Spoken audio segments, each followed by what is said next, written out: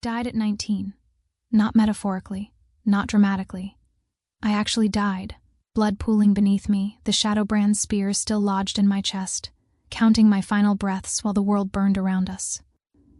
1, 2, 3. Lucian's hands were slick with my blood as he pressed them to my wound, trying desperately to hold my soul inside my failing body. Don't leave me, please. But I kept counting. 14, 15, 16, because something ancient was speaking through me, something that knew what came next. 18. My eyes blazed pure gold, not mine anymore, but prophecy itself. 18 times the moon will turn. I watched terror flood Lucian's face as he understood. This wasn't the end. It was a countdown, a curse disguised as hope, because when you die for love in a world built on hatred, death is just the beginning of your suffering. And I was about to learn exactly how cruel eternity could be. My name is Seraphina Chan. This is the story of how I broke the world to save it, and how the man I loved spent 500 years searching for me. Before we begin, if you're listening, stay with me. Tell me where you are watching from. Stay with an open heart. This isn't a story you can dip in and out of. It unfolds slowly, and every moment matters. Hit the subscribe button to follow the story. You'll want to know how it ends. But to understand how we got there, to that blood-soaked amphitheater, to that impossible choice, to those final 18 seconds, you need to know where it all began. 500 years ago, when the world broke because two enemies fell in love.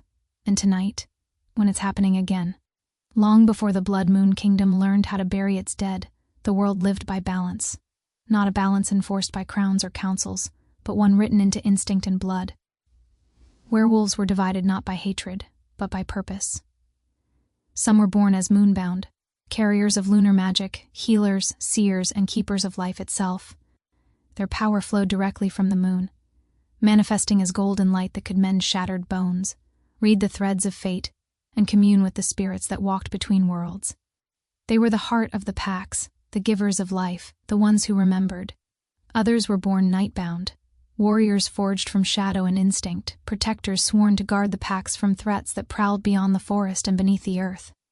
Their power was darkness made solid, shadows that could kill with a thought or shield with equal efficiency. They were the claws and teeth, the strength and speed, the ones who defended. One side guided the spirit of the world, the other defended its body. Together they upheld an ancient law older than any alpha's reign. It was known simply as the First Covenant. The moon guides, the night protects. Neither dominates the other. For centuries, this covenant held firm. Packs maintained their territories with mutual respect. Borders were honored through tradition, not fear. Conflicts arose, as they always do when passion runs hot, but they were settled through challenge, ritual combat, negotiation. Never annihilation, never genocide. The moon rose each night, the wolves answered her call, and life continued in rhythm with the sky. Children were born without fear that their bloodline would be hunted to extinction. Elders died peacefully, knowing their legacy would continue.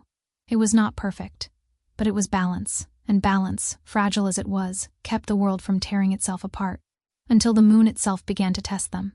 Every 500 years, a rare celestial event marked the turning of ages. The full moon would dim, then darken, until it burned blood red in the sky, a wound in the heavens that bled crimson light across the world below. It was called the Blood Moon, and when it rose, every wolf felt it in their marrow. Moonbound magic surged beyond control, prophecies whispering too loudly in their minds, healing spells cutting as sharply as claws. The gentlest healer could become dangerous, their touch burning instead of mending. Nightbound instincts intensified to the point of madness. Territorial urges became consuming, protective drives turned violent, the thin line between wolf and beast blurring until some could no longer find their way back to humanity. But the packs had survived blood moons before. Elders prepared rituals of grounding, warriors trained in meditation and control. The covenant bent under the strain but never broke. Balance, though tested, endured, until this particular blood moon. A moonbound seer named Liana, whose visions showed her a future of unified power, fell in love with a nightbound alpha named Darius, whose strength was legendary but whose pack was dying from a plague no healer could cure. Together, they attempted an unmatched forbidden binding ritual. an ancient spell that would merge lunar magic and shadow dominance into a single, unprecedented force. One bond strong enough to command both moon and night. One power that could heal the sick, protect the vulnerable, and end the divisions that had sometimes caused conflict. Their mistake was not knowing it only happens to fated mate. They believed it would save the lives of their pack. They believed it would bring true unity. They believed they were strong enough to bear it. They were catastrophically wrong. The spell worked. That was the tragedy. For one perfect, terrible moment, Moonbound magic and Nightbound power merged completely. Gold and shadow became one, flowing together like water and ink, creating something the world had never seen. Something beautiful, something impossible, until a few seconds when the moon itself cried. Something the universe itself rejected. The moon screamed.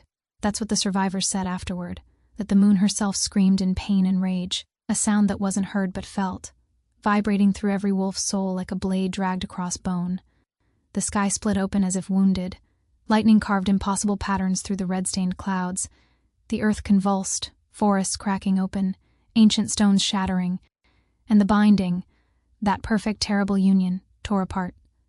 The backlash was apocalyptic.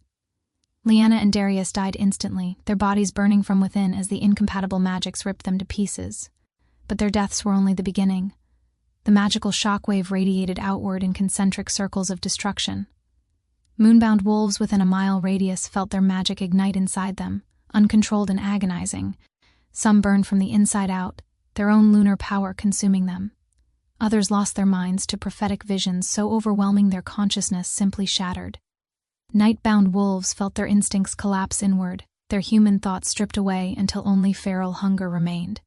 Some became beasts permanently, unable to remember their names or families. Others died fighting their own packmates, unable to recognize friend from enemy. When the earth finally stopped shaking, silence fell. The kind of silence that follows massacre. 347 wolves dead. 212 driven permanently feral, and zero understanding of what had just happened. Only fear. Fear is a poison.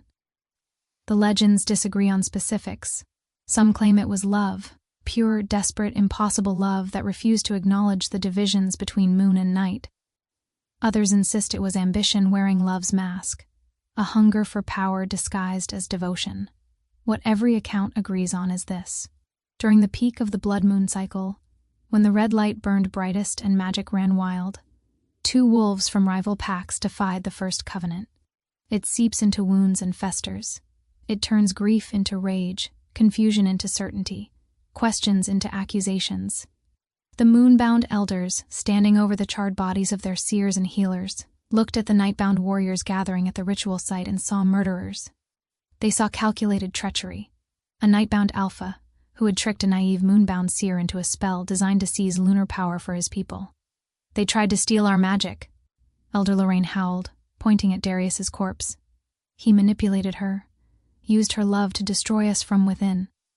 The nightbound alphas, surveying the destruction and feeling the loss of packmates driven feral, looked at the moonbound survivors and saw recklessness.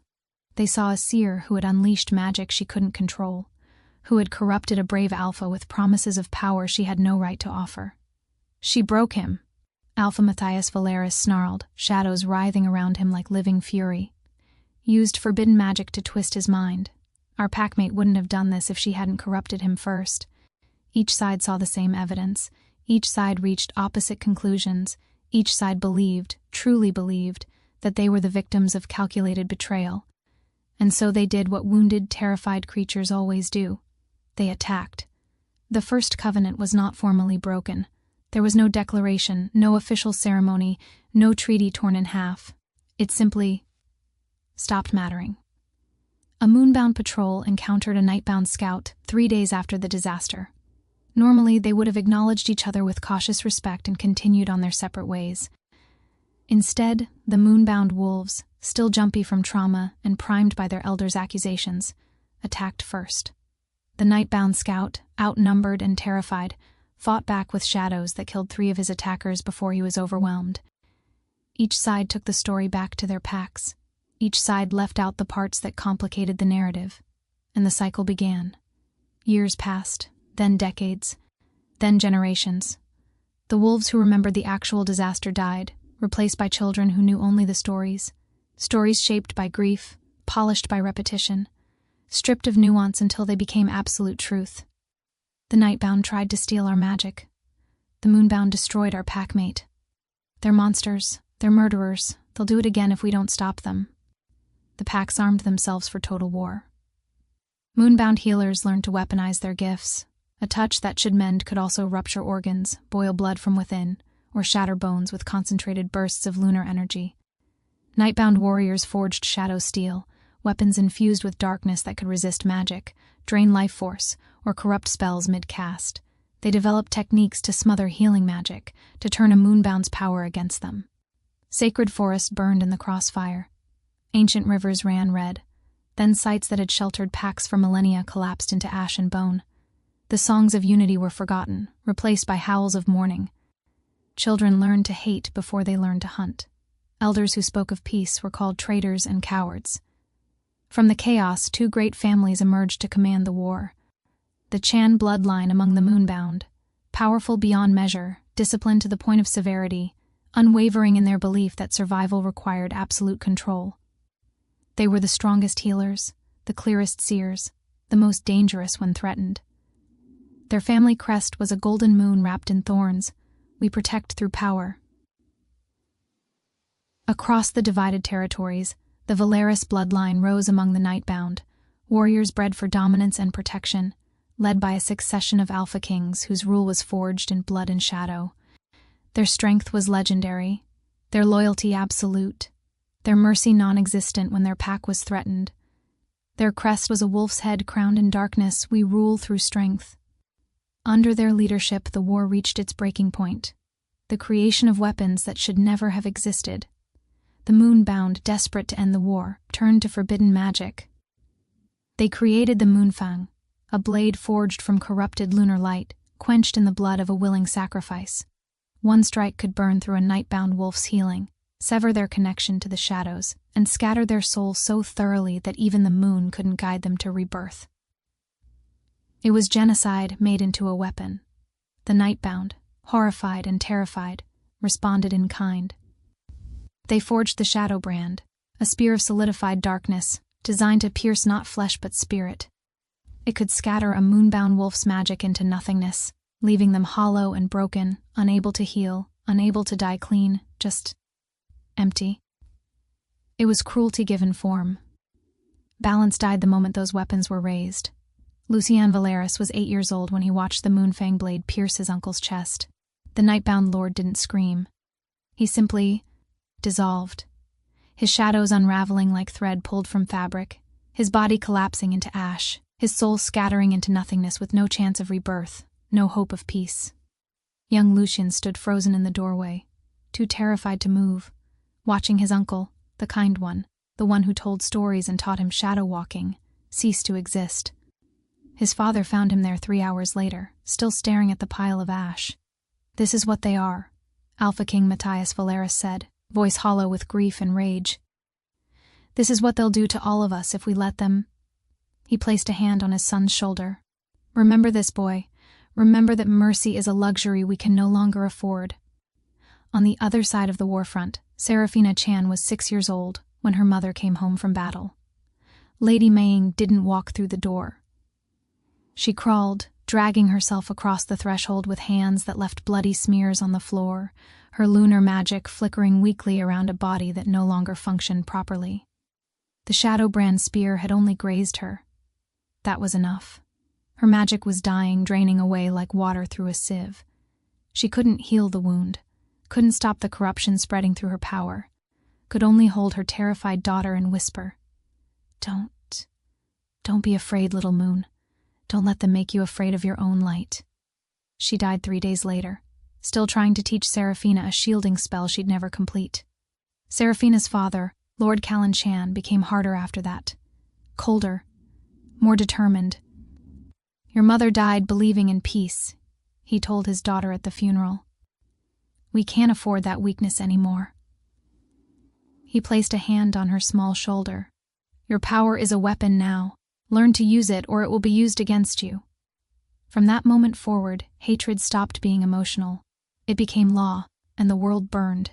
Yet even as the flames consumed everything, fate moved quietly. 12 years later, far from councils and battles, in a place that should not have existed, two souls were about to collide. The boundary forest lay unclaimed between rival territories, neutral ground forbidden to both sides. Neither Moonbound nor Nightbound could claim it without violating ancient treaties that predated even the First Covenant. It was dangerous ground. Creatures that answered to neither moon nor night prowled its depths. Magic behaved strangely beneath its canopy, following rules that no longer applied elsewhere. Some said the forest remembered, that it held echoes of the world before the war, before fear, before hatred.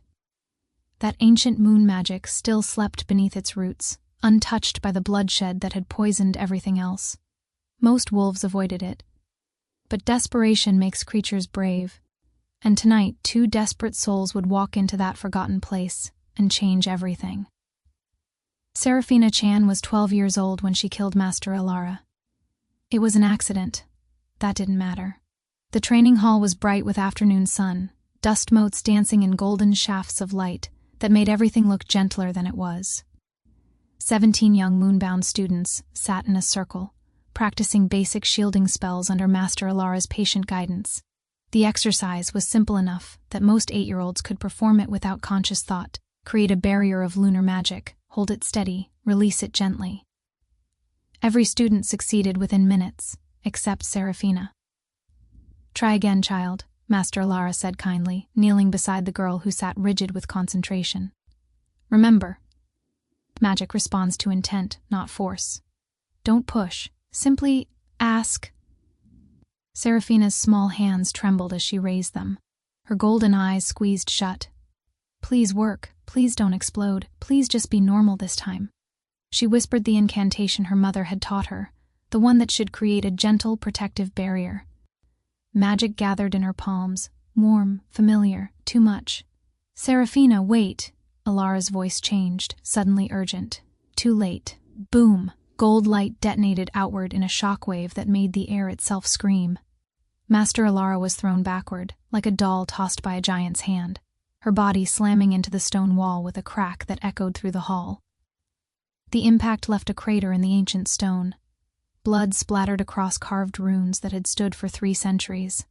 The shockwave kept expanding, windows shattered outward in glittering cascades. Support pillars cracked, deep fissures racing up their lengths. The 17 other students were scattered like leaves, some thrown clear through doorways, others buried under collapsing sections of ceiling.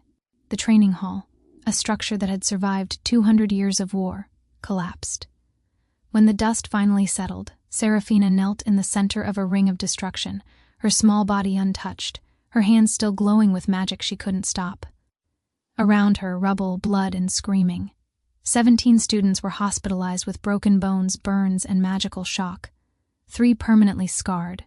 And Master Alara, kind, patient Master Alara, who'd spent 40 years teaching children, lying broken against shattered stone, her spine crushed, her breath coming in shallow, bloody gasps. They kept Seraphina away from Alara for 3 days while healers tried desperately to save the Master's life. They failed. On the 3rd day, as her life flickered like a candle in wind, Alara asked to see the child. Seraphina was brought to the deathbed, her wrists bound in magic suppression cuffs, guards flanking her like she was a criminal instead of a terrified 12-year-old. "Come closer, little moon," Alara whispered, her voice wet with blood. Seraphina approached, tears streaming down her face. "I'm sorry. I'm so sorry. I didn't mean—" "Shh." Alara's trembling hand found Seraphina's cuffed ones. "I know you didn't—" She squeezed weakly, golden eyes dimming but still kind. "But you need to understand something, child. That power inside you." She coughed, blood speckling her lips. "It doesn't belong to you. It belongs to something older, something that's been waiting. I don't understand." "Be careful," Alara interrupted, grip tightening with desperate strength, "or it will consume everything you love." She looked past Seraphina to where Lord Callan and the other elders stood watching. "That child's power doesn't belong to her," Alara said clearly, making sure they all heard. "It is from the old world. It can save or destroy us. I'll seal it. Control it." Her hand went limp, her eyes glazed.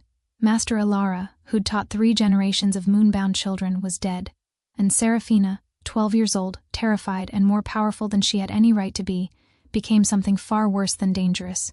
She became feared. From that day forward, Seraphina's life was no longer her own. No group lessons, no physical contact during training, no friends her age, magic suppression cuffs during meals, guards posted outside her chambers at night, weekly evaluations by the Council of Elders, isolation, observation, control. They called it protection. Seraphina called it a cage. Her parents tried to be gentle about it.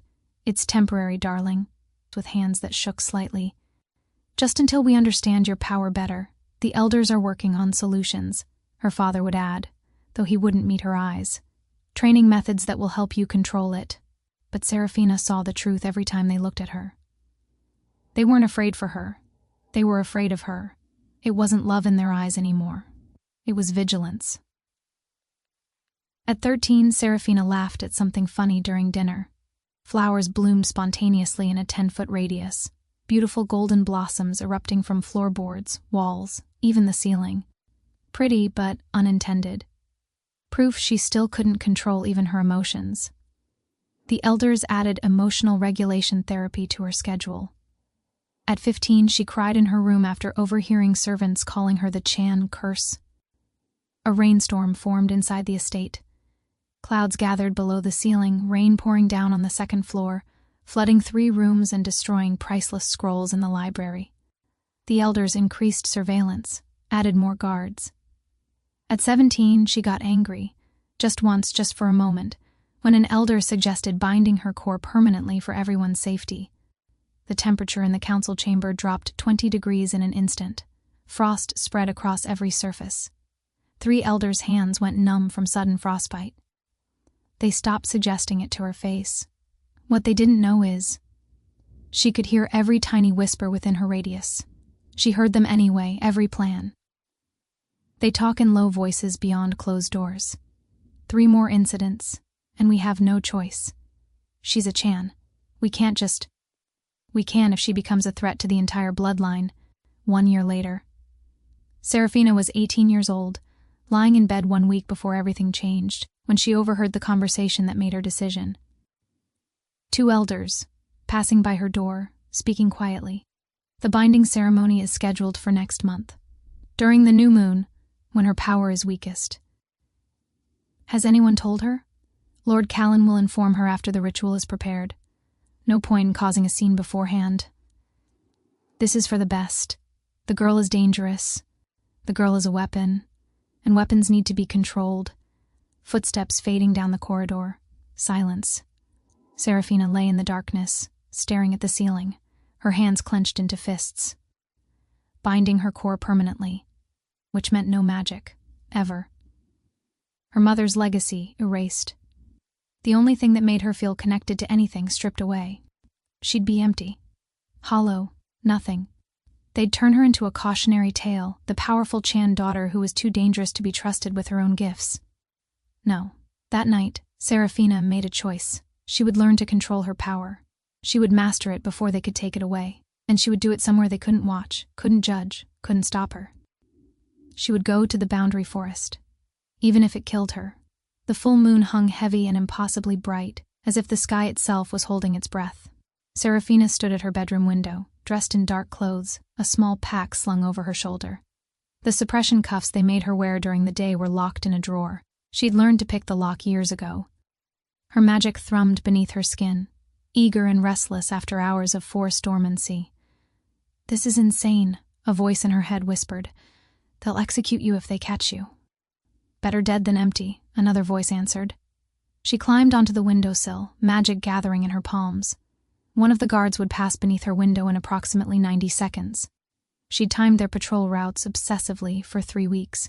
60 seconds. This is your last chance to change your mind. 45 seconds. To stay safe, stay controlled, stay caged. 30 seconds. To be what they want instead of what you are. The guard appeared below, moving with practiced efficiency. Seraphina whispered the softest levitation spell she knew. A gentle lift, barely enough to register on the estate's wards. She floated down from the second-story window like a falling leaf, landing in soft grass behind the guard who never looked back. And then she ran. The forest greeted her with shadows that moved wrong and sounds that came from no natural throat. Most moonbound wolves would have turned back after 5 minutes of walking through underbrush that seemed to resist their passage, of hearing whispers and languages that predated speech. Seraphina pressed deeper. She'd researched the boundary forest obsessively, reading every account, every legend, every warning. She knew it was dangerous. New creatures prowled here that answered to neither moon nor night. But she also knew it was neutral ground. No moonbound patrols, no nightbound scouts, no elders watching her every move.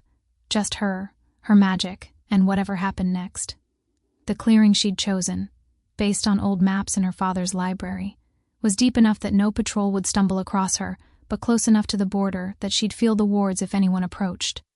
Perfect. Moonlight pooled across moss-covered ground like liquid silver, painting everything in shades of gray and white. Ancient trees formed a natural circle, their branches interlocking overhead like a cathedral ceiling. Seraphina stood in the center and closed her eyes. Breathed. The magic inside her stirred immediately. Eager, powerful, too much. Not tonight. Tonight we're going to do this right. She lifted her hands, whispered the incantation her mother had taught her when she was 6, back when magic was still a gift instead of a curse. Light gathered in her palms. Soft and golden and warm. Beautiful, steady, she breathed to herself. Control, precision. The light pulsed gently, responding to her intent. For 30 seconds she held it perfectly, a golden orb rotating slowly between her palms, casting dancing shadows across the clearing. Pride swelled in her chest. I did it. The emotion disrupted her concentration. The orb wavered, brightened, boom. It exploded into 1,000 glittering shards that scattered across the clearing like broken stars.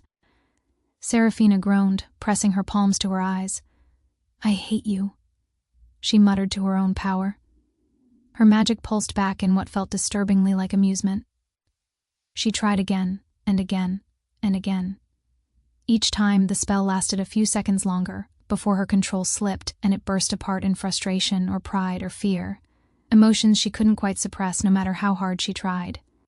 On the 7th attempt, she managed to hold the light steady for a full minute, shaped it into a perfect sphere, rotated it between her palms, even changed its brightness with focused intent. It was working. She was doing it. For the first time in 6 years, Seraphina felt something other than fear when her magic responded. She felt hope. Snap. A branch cracked somewhere behind her. Not the natural settling of an old tree, the sharp, distinct sound of weight on wood. Someone was watching her. Seraphina spun, magic surging instinctively. The orb in her hands exploded into a blinding flash of defensive light. When her vision cleared, a figure stood at the edge of the clearing, tall, still, radiating danger like heat from a forge, Nightbound. Her heart stopped, then started hammering double time. Run, you have to run, if he reports you. But she was frozen, caught between terror and something else, something that made her chest ache with unexpected warmth. He stepped into the moonlight, and Seraphina's breath caught. He was young, perhaps only a year or two older than her 18 years, but he carried himself like someone who'd seen centuries. Dark hair fell loosely across his brow, just long enough to shadow eyes that gleamed gold in the moonlight. Not amber like most Nightbound. Gold, with silver flecks that caught the light. Shadows curled around him like living creatures, responding to his presence without conscious command. They moved with predatory grace, neither aggressive nor submissive, just there, extensions of his will. He wore black leather armor marked with silver runes she recognized from her studies, royal insignia. The heir to the Nightbound throne, future Alpha King, enemy of her people. And yet, when his gaze landed on her, something inside Seraphina's chest pulled. Not fear, though that was there too. Not hatred, though she'd been raised on it. Something else entirely. Something warm and terrifying and impossible to name, like coming home to a place she'd never been. You shouldn't be here, he said. His voice was low, controlled, but there was something underneath it. Surprise? Curiosity? Concern? Seraphina lifted her chin, refusing to cower despite every instinct screaming at her to run. Neither should you. A ghost of a smile touched his lips. Fair. Silence stretched between them, not empty, but charged, thick with something unspoken. Seraphina's magic pulsed beneath her skin, responding to his proximity in a way it never had to anyone else. Her power, which usually roiled and surged with chaotic energy, felt almost calm. No, not calm. Steady, like it recognized something in him, like it had been waiting for something in him. What is this? Lucian took a step closer, and his shadows followed. That was impressive, he said quietly, gesturing to the scorch marks where her magic had exploded. Uncontrolled, but impressive? Seraphina's face flushed. I'm working on the control part. How long have you been practicing? Tonight? 2 hours? She swallowed hard. In general? My whole life. And they still don't trust you with it. It wasn't a question. She blinked, surprised. How did you... The suppression cuff marks on your wrists. His golden eyes were sharp, noticing everything. The way you hold yourself, like you're waiting for someone to stop you.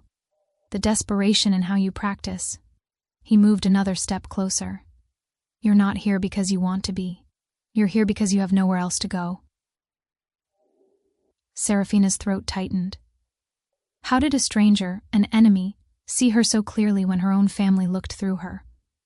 Are you going to kill me? She asked, voice steadier than she felt. Lucian stopped 3 feet away, studying her with an intensity that should have been frightening. Should I? He wasn't threatening her. He was asking, like her answer actually mattered. I came here to practice, Seraphina said carefully. Where the elders wouldn't see, where I couldn't hurt anyone if I lost control. The boundary forest is forbidden, so is treason. If you report me, I won't. The words came out immediately, surprising them both. Lucian's brow furrowed slightly, as if he couldn't quite explain why he'd said that. You won't? Seraphina repeated cautiously. No. He seemed to make a decision. Because I'm not supposed to be here either. Why? A wry smile. Needed to think somewhere my father's advisors couldn't find me.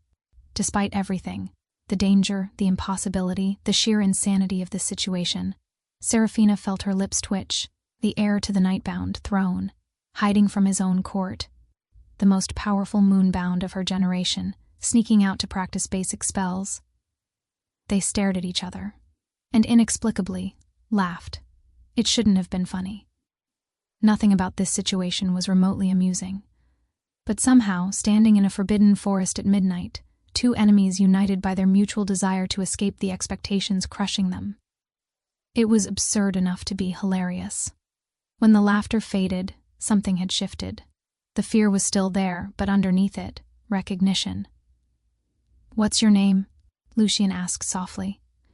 Seraphina hesitated. Once she said her family name, this moment would end. He'd know exactly who she was. The Chan heir, the girl who killed her mentor, the weapon her people were trying to suppress. But she was tired of hiding. Seraphina... She lifted her chin. Seraphina Chan... Lucian inhaled sharply. For just a heartbeat, something flashed across his face. Not fear or hatred, but something else. Something that looked almost like recognition, as if hearing her name triggered a memory he couldn't quite reach. His shadows trembled, then stilled. His heartbeat, which shouldn't have been audible, suddenly thundered in his ears. And for one impossible second, he felt whole in a way he never had before. Like a part of him he didn't know was missing had just clicked into place. What was that? He shook it off, trying to regain his composure. Lucian Valeris, he said, his voice rougher than intended. He extended his hand despite every law, every treaty, every blood oath that said this was betrayal. I suppose we should introduce ourselves properly before committing treason. His voice held dark humor, but his eyes were serious. Seraphina looked at his offered hand. Moonbound and Nightbound didn't touch. The risk of magical interference was too high, the symbolism too provocative, the political implications catastrophic. She should refuse, should run, should do literally anything except, despite every warning ever drilled into her, despite the fear coiling in her gut, despite knowing this was dangerous, Seraphina placed her hand in his. The universe shattered. Moonlight didn't just glow, it exploded. Gold and silver sparks spiraled around their joined hands like twin serpents dancing in the air. The magic wasn't fighting. It was singing. two separate melodies weaving together into something neither could create alone. The air vibrated with a frequency that made Seraphina's teeth ache and her magic surge with joy she'd never felt before.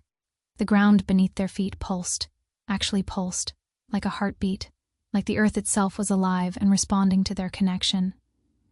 The trees around the clearing bent inward as if bowing, and from the forest depths, drawn by something primal and ancient, spirit wolves emerged. Not physical creatures, guardians, ethereal beings made of moonlight and shadow, older than memory, who answered to neither Moonbound nor Nightbound. They padded into the clearing on silent paws, formed a circle around Seraphina and Lucian, and bowed. Not to Seraphina, not to Lucian, to them, together. Seraphina. Warmth flooded her veins, not painful but overwhelming, like being filled with liquid sunlight from the inside out. Her magic, which usually thrashed and fought for control, suddenly settled. The chaotic energy that had terrified her for years aligned itself into something purposeful. It felt controlled. It felt right. It felt like coming home.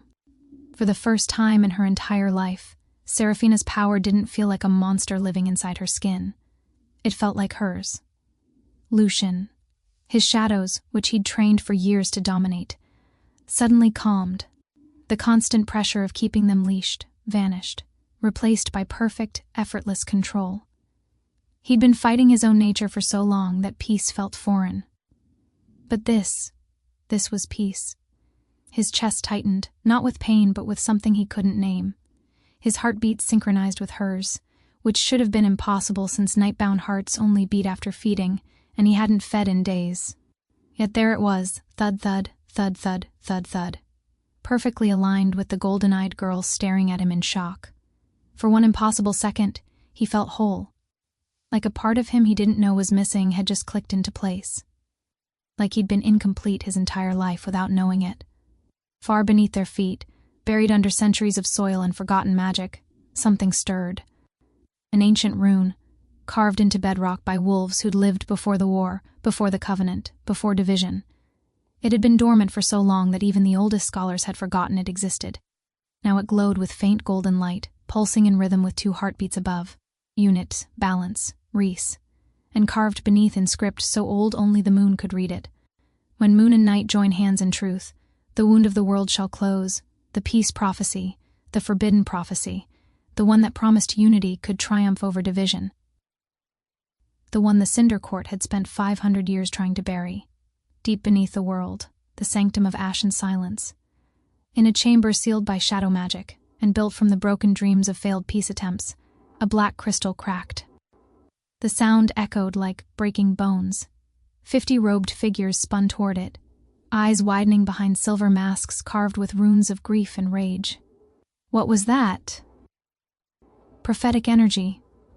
Impossible. The peace prophecy died centuries ago. Silence. The word cut through the chaos like a blade through silk. The court seer stepped forward, her hands trembling as she pressed her palms against the fractured crystal.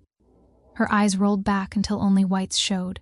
Her voice came out layered, distorted, ancient. It has been triggered. The chamber went deathly quiet. By whom? The leader's voice was cold enough to freeze blood. Which bloodlines? How did they find each other?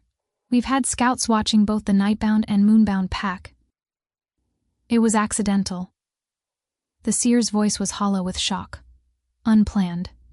They had no idea what they were doing. A long, terrible pause. Then the leader, a figure draped in obsidian silk, face hidden beneath a hood that seemed to swallow light, spoke in a voice colder than death itself. Find them. The words slithered through the room like poison. Before fate does, within the hour, the Cinder Court mobilized. Not a full assault. That would draw too much attention.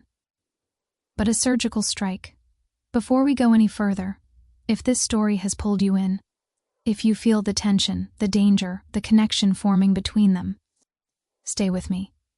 Because from this point on, nothing unfolds the way it should, and every choice they make from here will change the fate of both worlds. Shadow scouts deployed to the borderlands, tracking magical signatures. Corrupted seers began scrying for the specific resonance of bond magic forming. Assassins armed with soul-tracking blades moved silently through both territories. Spies embedded in noble houses received urgent, encrypted orders. Locate, Nightbound, and Moonbound that trigger the surge. Priority absolute. Action, eliminate quietly. Timeline, before second anchor forms. Authorization, any means necessary. The Cinder Court had one critical advantage. Neither Seraphina nor Lucian knew what they'd just awakened. They thought it was just a strange connection, a moment of curiosity, a spark between two people who should have been enemies.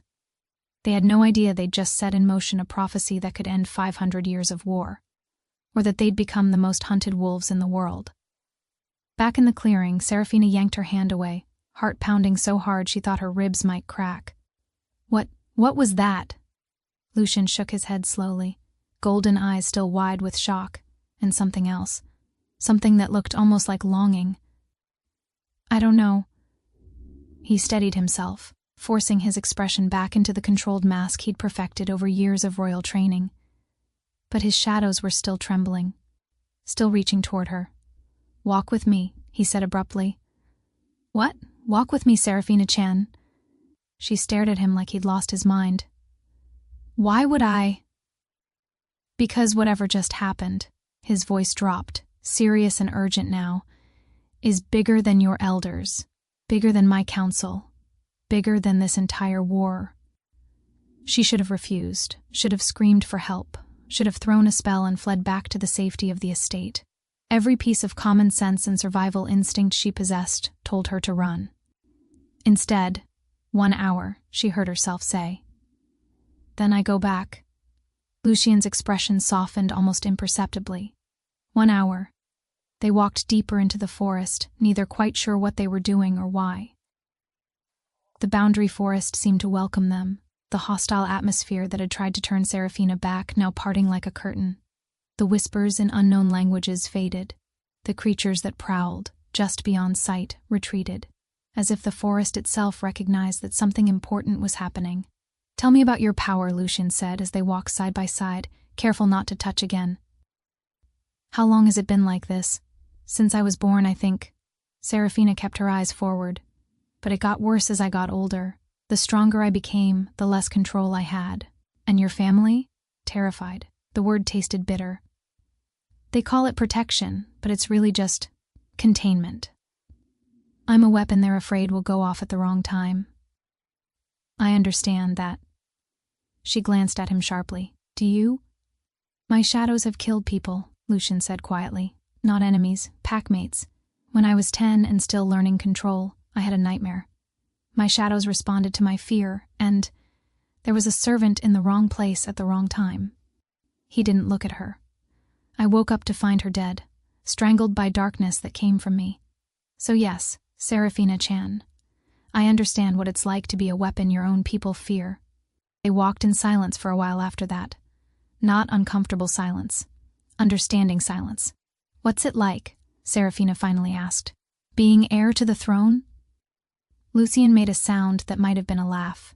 Suffocating, every decision analyzed, every action scrutinized, every moment spent being what everyone expects instead of what I am, which is tired, he admitted.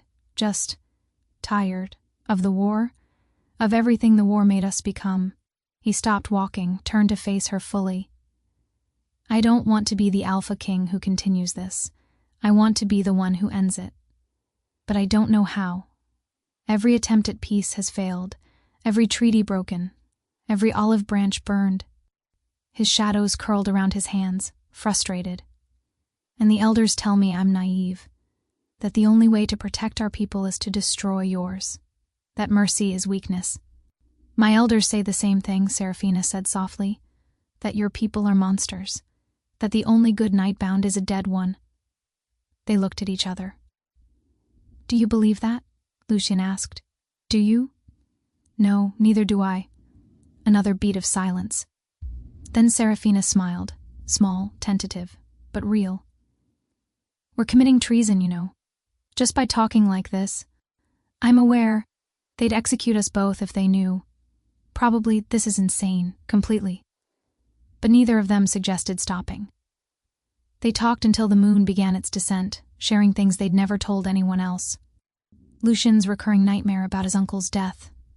Seraphina's guilt over Master Alara, the pressure of being heirs to families that expected perfection, the loneliness of being powerful but never trusted, the desperate hope that maybe, just maybe, there was a way to be more than what the war demanded.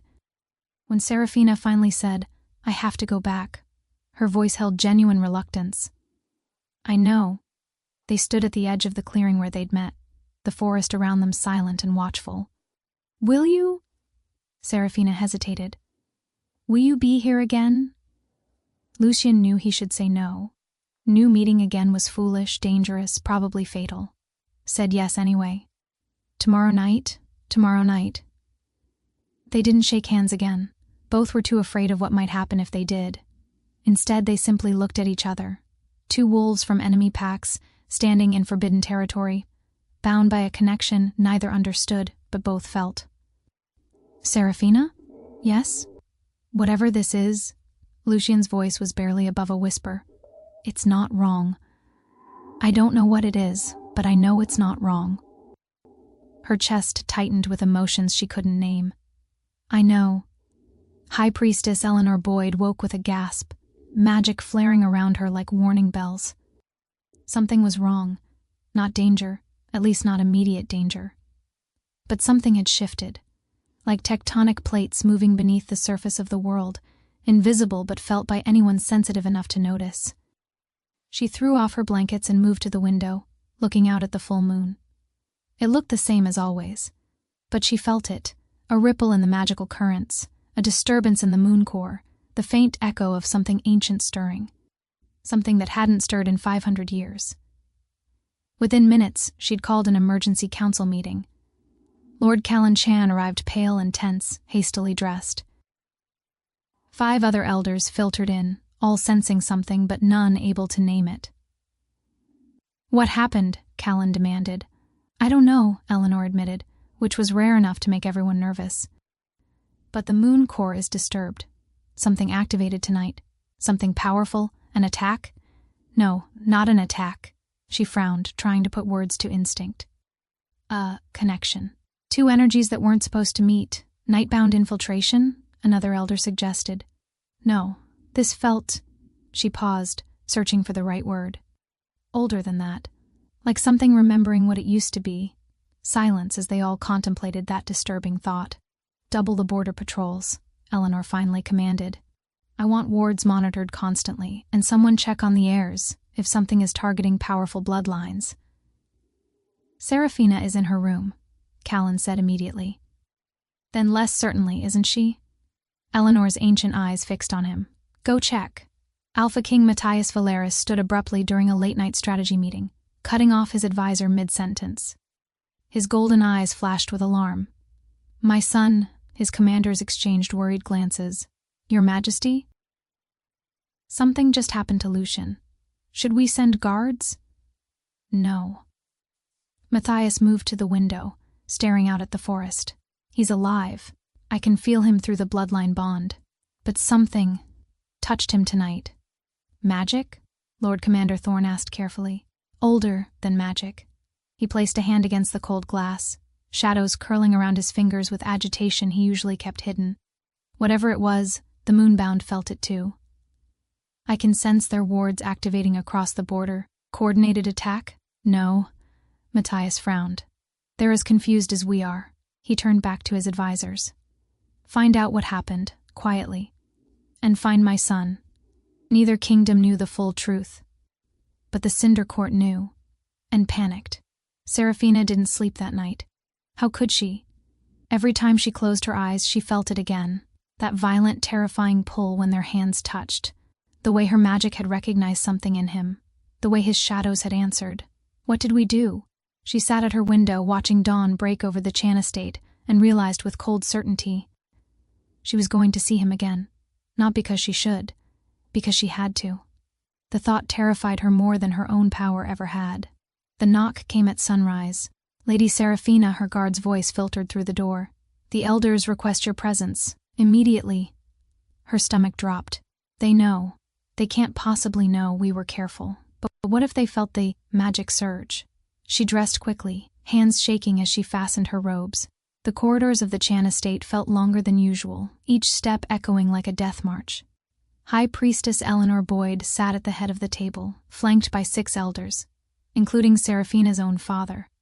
Lord Callan Chan wouldn't meet her eyes. That's how she knew it was bad. "Sit," Eleanor commanded. Seraphina obeyed, keeping her hands folded in her lap so no one would see them trembling. Eleanor studied her with those ancient knowing eyes that had seen through lies for 3 centuries. "Where were you last night?" Seraphina's heart hammered. "In my chambers. Resting. Interesting." Eleanor's fingers drummed against the armrest. "Because our border wards registered a massive magical surge at midnight. Near the boundary forest." Silence. A surge that felt distinctly Chan. Seraphina forced herself to breathe normally. "With respect, High Priestess, many witches share our bloodline signature." "Not many witches have your power." Eleanor leaned forward. "The wards didn't just sense magic, child. They sensed you. Specifically." Seraphina's father finally spoke, voice strained. "Tell us the truth, Sarah. Were you in the forest?" She met his gaze, saw the fear there, the desperate hope that she'd deny it. "Yes." The room exploded. "You what? Do you have any idea?" "The boundary forest is forbidden." Eleanor raised one hand and silence fell like a blade. "Why?" Such a simple question, such an impossible answer. "Because I'm tired of being afraid of myself. Because I needed to practice where you couldn't watch. I needed space to train," Seraphina said carefully. "Without observation. Without pressure." "And did you encounter anyone?" Eleanor's voice was silk over steel. Seraphina's throat went dry. "Lie. You have to lie. If they know about Lucian—" "No," she whispered. "I was alone." Her father's shoulders sagged with relief. Eleanor's eyes narrowed. "Curious," the High Priestess said softly. "Because our scouts found Nightbound tracks. Fresh ones. Leading directly to the clearing where the magical surge originated." No. "Perhaps they were patrolling," Seraphina managed. "I didn't see anyone." Eleanor rose slowly, moving around the table like a predator circling prey. "Let me be very clear, child. If you are lying, if you had contact with a Nightbound, especially a royal Nightbound, it's not just your magic will bind." She stopped directly behind Seraphina's chair. "It's your life will forfeit." Seraphina's nails dug into her palms hard enough to draw blood. "I understand, High Priestess." "Do you?" Eleanor's voice dropped to a whisper only Seraphina could hear. "Because I've been alive for 347 years. And I know the look of someone touched by prophecy." Seraphina's breath stopped. "Whatever you think you felt out there, end it. Before it destroys you both, in the Nightbound Citadel. You smell like Moonbound magic." Lucian didn't flinch. He'd learned young that showing weakness to his father was suicide. "I was near the border. Their wards leak energy sometimes." The Alpha King, Lord Matthias Valeris, stood at the window, silhouetted against the dawn. "Don't lie to me, boy. Boy." To his father, he'd always be a boy. "I'm not lying. Your shadows are different." The shout echoed through the chamber. Matthias spun, golden eyes blazing. "I've been tracking your magical signature since the day you were born. And last night, something changed." He moved closer, studying Lucian like a specimen under glass. "Your shadows are calmer, more controlled, almost balanced." A long, terrible pause. "What did you do?" Lucian forced himself to meet his father's gaze. "Nothing that concerns the kingdom. Everything you do concerns the kingdom. You are the heir." "I'm aware. And if you've compromised yourself with moon magic, with them—" "I haven't." Matthias grabbed his son's shoulder, grip bruising. "Then swear it. On your blood, on your honor, on the throne you'll inherit." Lucian should have sworn, should have lied, should have protected himself. Instead, he pulled away. "I won't swear to something that restricts my ability to lead." His father's expression shifted from anger to something worse, understanding. "You met someone." Lucian said nothing. "A moon witch, still nothing." "This is how it starts," Matthias whispered, voice suddenly hollow. "This is exactly how the first betrayal began. An alpha, a witch, a secret meeting that felt like destiny." He turned away, shoulders rigid. They all died, Lucian. Everyone who believed peace was possible. Everyone who trusted that love could bridge the divide. Times change. People don't. The Alpha King's voice cracked with old grief. Your uncle believed what you're starting to believe. He died with a Moonbound's dagger in his heart. Lucian's jaw clenched. I'm not my uncle. No, Matthias said quietly. You're my son, which means you're too smart to repeat his mistakes. He moved to his desk, pulling out a sealed scroll. The Cinder Court sent this an hour ago. They're offering intelligence on Moonbound movements in exchange for cooperation. Lucian's blood went cold. What kind of cooperation? The kind that requires proof of loyalty. His father's eyes were hard. They want a demonstration, a Moonbound, captured and delivered to them within the week. You can't be serious. I'm deadly serious. If we don't provide one, they'll assume we're compromised. And then they'll come for us. Matthias extended the scroll. Find me a Moonbound, Lucian. Any witch. Prove your loyalty to the Night Court. Lucian stared at the scroll, thought of gold magic and terrified brown eyes. Any Moonbound. And if I refuse? His father's expression didn't change. Then I'll know exactly which Moonbound wolf you met last night, and I'll send the Crimson Guard to retrieve her myself. Later that night, Seraphina was back in the forest. She told herself it was to practice. She told herself she was being careful. She told herself she wasn't looking for him. All lies. The moon was a silver blade overhead when she arrived. She'd barely started her exercises when she felt it. That familiar cold presence that made her magic pulse. You came back. Lucian stepped from the shadows like he'd been carved from them. I could say the same to you, Seraphina managed, heart racing. I told myself I wouldn't. He moved closer, that it was dangerous, reckless. It is, and yet here we are. They stood 3 feet apart, close enough to feel each other's energy, far enough to maintain the illusion of safety. Seraphina broke first. What happened when we touched? That night, the magic. I don't know, you're lying. Lucian's eyes flashed. And you're not? You told someone about us. Your elders are watching the border. I didn't, she stopped. How do you know that? Because my people are also watching. Because this entire forest is now under surveillance by both sides. Fear jolted through her.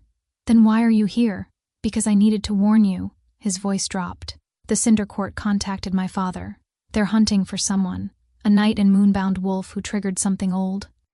Seraphina's blood went cold. How do they know? I don't know. But they know enough.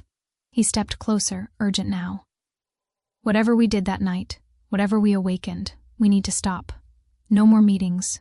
No more. Then why did you come to warn me? She demanded. Why not just stay away? Lucian's jaw clenched. Because my father gave me an order. Capture a Moonbound, anyone. Deliver her to the Cinder Court as proof of loyalty. The world tilted. And you thought you'd start with me? No, the word came out fierce. I came to tell you to run, to disappear, I can't just run. My family will protect themselves. Lucian grabbed her shoulders, eyes desperate. Don't you understand? The Cinder Court doesn't just kill, they erase. Every record, every memory, every trace that you ever existed.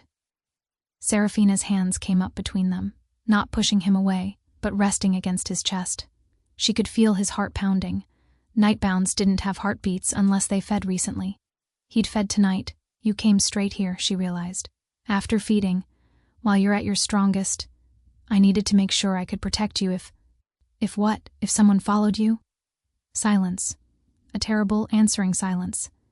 Then, crack, a branch snapping. Not from Lucian's guards, from the opposite direction. They moved as one, Lucian's shadows erupting outward while Seraphina's magic blazed gold. 5 figures emerged from the trees. Not Nightbound, not Moonbound. Something else. Their faces were hidden behind silver masks carved with runes that hurt to look at. Their robes absorbed light, making them seem like walking voids. Cinder Court assassins. Lucian pushed Seraphina behind him. Leave. Now. The leader's voice was distorted, inhuman. We don't answer to royal blood, boy. Then answer this. Lucian's shadows exploded forward like living spears. The assassins scattered, fast, impossibly fast. One lunged for Seraphina. She threw up her hands instinctively. Boom. Gold magic erupted in a devastating wave, slamming the assassin into a tree hard enough to shatter the trunk. But there were 4 more, and they were ready for her this time. Magic and shadows clashed in a storm of violence. Seraphina had never fought anyone before, not really. Her power was meant for protection, for healing, for... An assassin's blade sliced across her arm. She screamed. Lucian roared. A sound so primal, so ancient, that the forest itself recoiled. His shadows turned solid, grabbing the assassin who'd cut her and crushing him until bones cracked. Don't touch her. 2 more rushed Lucian at once. Seraphina forced herself to focus. Control, precision, don't explode. She shaped her magic into a barrier, throwing it between Lucian and his attackers. The assassins slammed into it, stunned. Lucian didn't waste the opening. His shadows tore through them like paper. The leader was still standing, and he was looking directly at Seraphina with terrible understanding. So it's true, he whispered. She makes you stronger. And you make her controlled. He raised his hand, a black crystal glowing in his palm. The court will want you alive. Both of you. He crushed the crystal, reality fractured. Run! Lucian grabbed Seraphina's hand.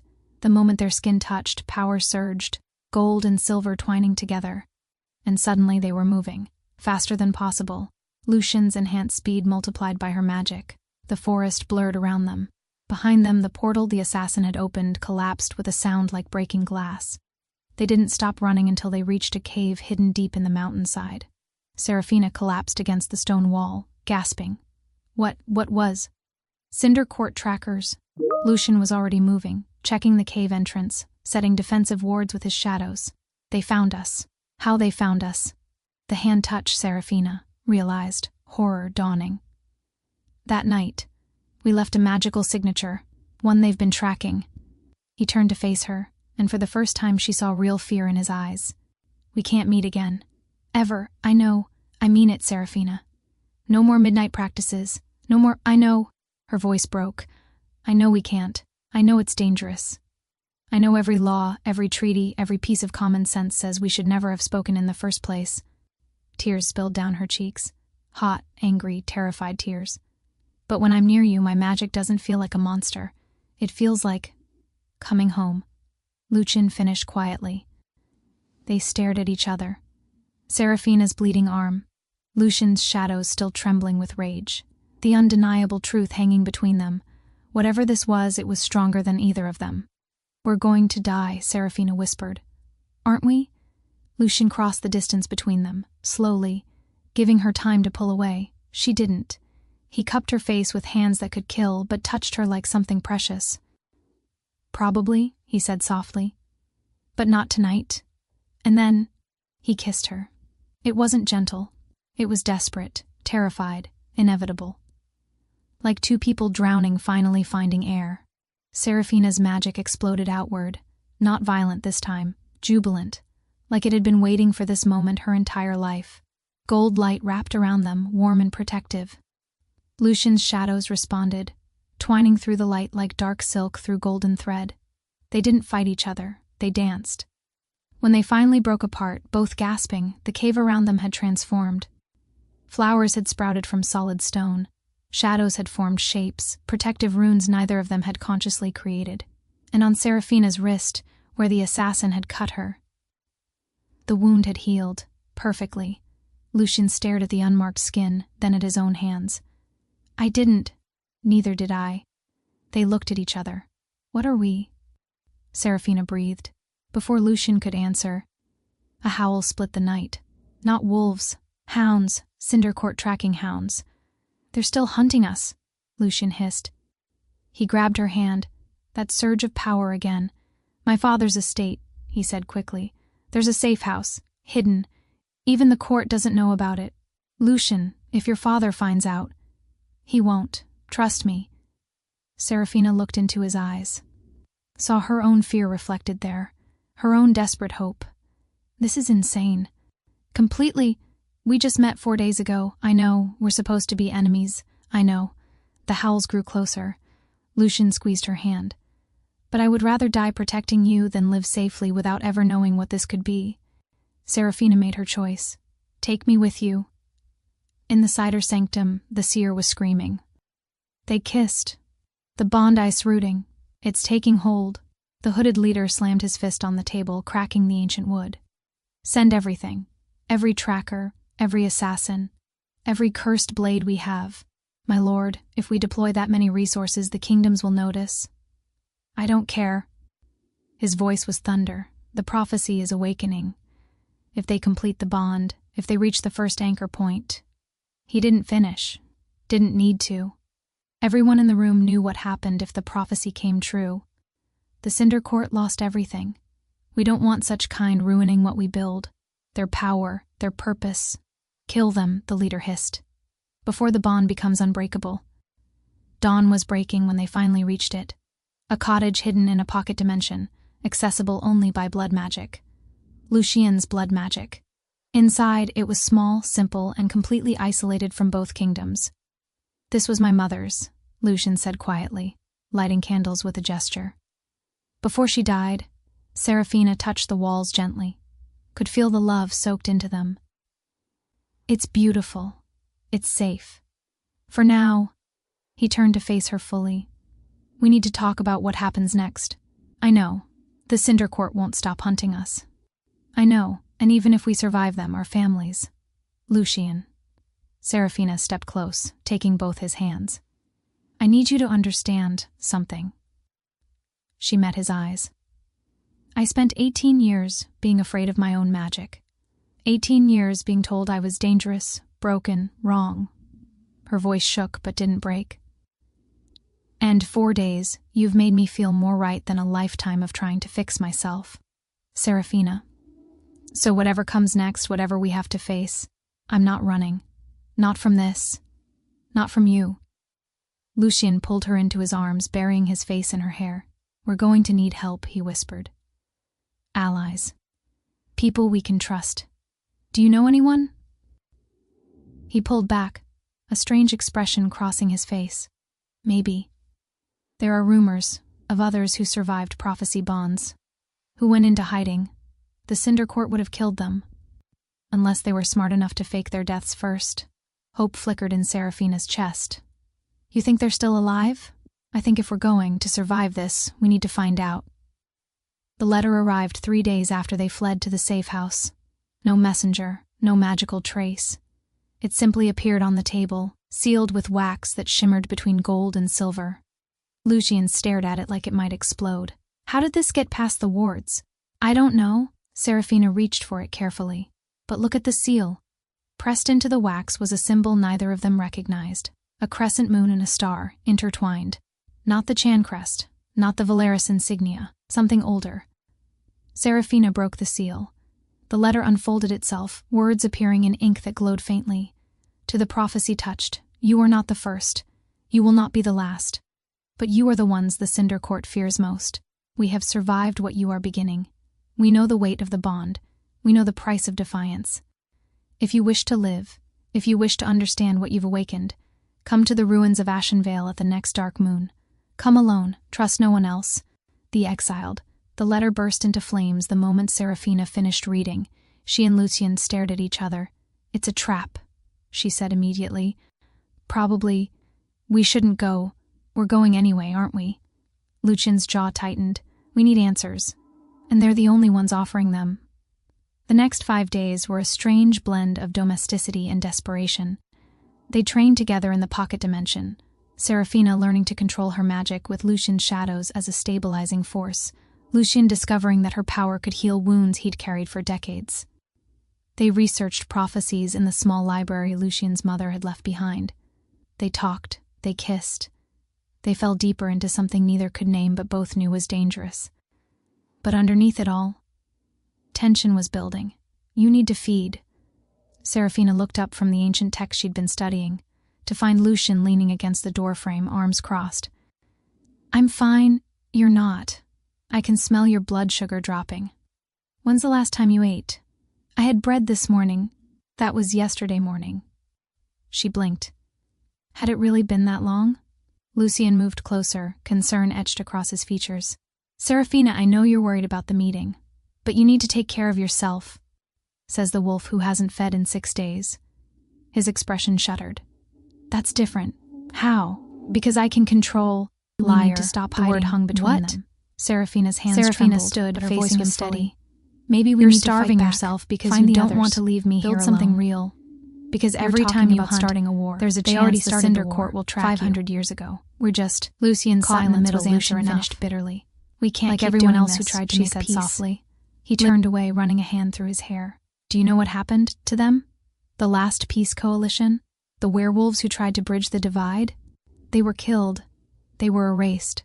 His voice was hollow. Every record, every memory, every trace that they ever existed. The Cinder Court didn't just kill them. They made it so that no one could ever learn from their attempt.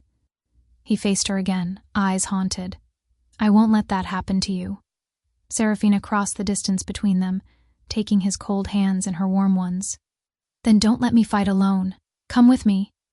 The ruins of Ashenvale were exactly as ominous as their name suggested. Crumbling towers, shattered temples, stone that had been scorched black by magic so violent it had poisoned the ground for generations. This was where the first covenant had been broken, where the original peace between Nightbound and Moonbound had died. Lucian's shadows coiled tight around them, alert for any threat. Seraphina's magic hummed beneath her skin, ready to explode at the first sign of danger. They waited in the center of the largest ruin, backs to each other, watching the darkness. The dark moon offered no light. Only shadows. I don't like this, Lucian muttered. Neither do I. We should leave. Too late. They appeared from nowhere. 7 figures materializing from shadows and starlight. Not threatening, not attacking. Just there. The leader stepped forward, lowering her hood. Seraphina gasped. She was a moon witch, unmistakably so, with magic radiating from her like heat from flames. But her eyes were marked with Nightbound blood magic runes. Impossible. Welcome, the woman said, voice rich and warm despite the scars that crossed her face. My name is Kira Ashford, and yes, before you ask, I'm both what? Seraphina breathed. Moon and night, alive and dead, bound and free. Kira smiled, a sad, knowing expression. Welcome to the exiled children, the ones who survived what you're just beginning. They sat in a circle within the ruins, a small magical fire providing light and warmth. 6 other exiled members surrounded them, each one marked with similar impossibilities. A witch with vampire fangs, a Nightbound with moon magic flowing through his veins, a woman whose left eye glowed gold, right eye silver. We are bonded pairs, Kira explained. Each of us triggered the prophecy in our own era. Each of us fell in love across the divide. An older bonded, Marcus, spoke next. The bond you've formed isn't just emotional, it's magical. It rewrites your very essence. He gestured to his partner, a witch named Elena. When we joined, my shadows learned to nurture instead of destroy. Her magic learned to embrace darkness without fear. We became bridges, Elena continued softly, between 2 worlds that were never meant to be separate. Lucian's hand found Seraphina's under the table. How many of you are there? 14 pairs still living, Kira said, scattered across the realm, hidden, protected. Why didn't you fight? Seraphina asked. Why hide? The exiled exchanged grim looks. Because we tried fighting, Marcus said quietly. 2 centuries ago, we gathered everyone, made our stand. His voice cracked. The Cinder Court slaughtered us. 63 bonded pairs, gone in a single night. The bond is powerful, Kira said, leaning forward. But it makes you visible. The stronger your connection grows, the easier you are to track. She pulled out a small crystal, cracked and dark. This is a bond anchor. Every bonded pair creates one. It forms automatically at 3 key moments. What moments? Lucian asked. The first touch, the first kiss, and... Kira hesitated. The first union. She looked between them. They already know about your first 2 anchors. If you create the third before you're ready to defend yourselves, they'll kill us, Seraphina finished. They'll try. She extended her hand again. Or you can come with me. Meet the others. Learn what the bond really means and how to survive it. What others? Lucian demanded. Bonded pairs. All in hiding. All waiting for the right moment to emerge. Kira's eyes glinted. All ready to help you become what we couldn't. Strong enough to end this war. Seraphina looked at Lucian. Felt his uncertainty through the bond. An echo of emotion that was his and hers simultaneously. What do you think? She didn't speak aloud. Didn't need to. The bond carried her thoughts directly to him. I think we're dead either way, his thoughts came back. At least this option comes with teachers. And if it's a trap, then we die together instead of alone. Despite everything, Seraphina smiled. That's remarkably morbid. That's remarkably realistic. She turned back to Kira. We'll come with you. Kira's expression softened. Good, and the Cinder Court? We'll still try to kill you. We can't stop that. But we can teach you to survive it. She pulled out 2 pendants, simple crystals on silver chains. These will mask your bond signature. Not perfectly, but enough that you won't be a beacon for every tracker in both kingdoms. Lucian took one, studying it suspiciously. What's the cost? Smart question, Kira smiled. The cost is commitment. If you come with us, you commit to the resistance. To ending the Cinder Court's control. To proving that Moonbound and Nightbound can coexist. We're already committed, Seraphina said. We sealed that when we kissed, then let's move. We have 3 days to get you somewhere safe. 3 days to teach you the basics of bond magic. 3 days before the real hunt begins. They left the ruins at dawn. Kira led them through paths that didn't exist on any map, ancient ways that predated the war when the forest itself remembered peace. How long have you been bonded? Seraphina asked as they walked.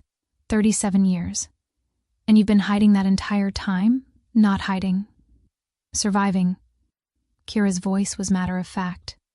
The Cinder Court isn't just powerful. They're patient. They can wait decades for the right moment to strike. So we move constantly. Never stay anywhere longer than a season. Never let anyone know our real names. That's not living, Lucian observed. No, but it's not dying either. They walked in silence for a while. Then Seraphina asked the question that had been burning since Kira appeared. How did your bond survive when so many others didn't? Kira stopped walking, turned to face them fully. Because we learned the secret. The Cinder Court doesn't want you to know. What secret? That the bond isn't the danger. Her eyes were fierce. The bond is salvation.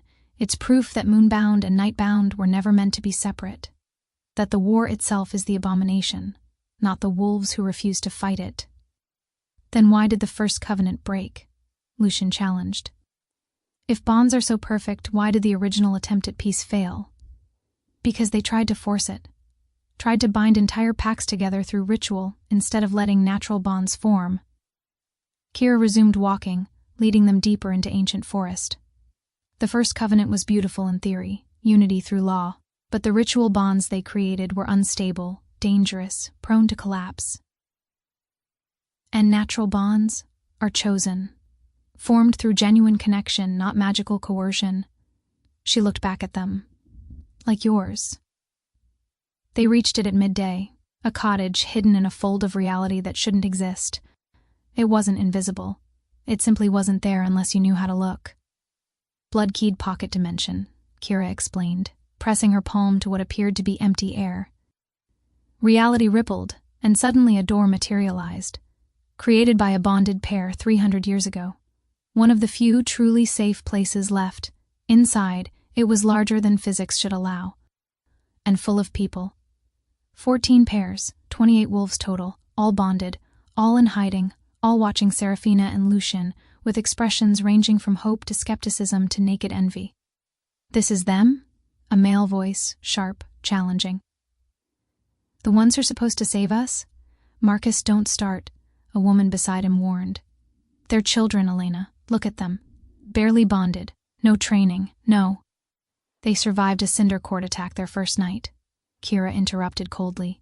Took down 3 elite assassins without killing them. Merged their magic instinctively. Created flowers from stone with their first kiss. She turned to face the assembly. Which is more than any of us managed in our first week. Silence. Then an older woman, ancient by the standards of even long-lived wolves, stepped forward. I'm Elder Moira. I was there when the first covenant broke. I watched it shatter from the inside. She studied Seraphina and Lucian with eyes that had seen empires rise and fall. And I've been waiting 500 years for a bond strong enough to fix what we broke. She placed a withered hand on each of their shoulders. Welcome to the exiled children. Now let's make sure you survive long enough to change the world. They gathered in a training room that evening, all 28 exiled plus Seraphina and Lucian. Bond magic operates on 3 fundamental principles, Moira began, her voice carrying despite its age. Connection, amplification, balance. She gestured, and magical diagrams appeared in the air, complex patterns of light and shadow. Connection means you feel each other's emotions, thoughts, physical sensations. It can be overwhelming at first, but you'll learn to filter. Amplification means your individual powers increase exponentially when working together. A spell that might take you hours alone will take seconds when bonded. Balance means your magic will compensate for each other's weaknesses. Moonbound chaos stabilized by Nightbound control. Nightbound coldness warmed by Moonbound compassion. She lowered her hands, the diagrams fading. But there's a cost. What cost? Seraphina asked. The more you use the bond, the more dependent you become on it. Like a muscle that grows stronger but also more necessary. Eventually, you won't be able to function at full power without your bonded mate present. That sounds like a trap, Lucian said. It is. Or it would be if the bond wasn't also the source of your greatest strength. Marcus, the skeptical male from earlier, stepped forward.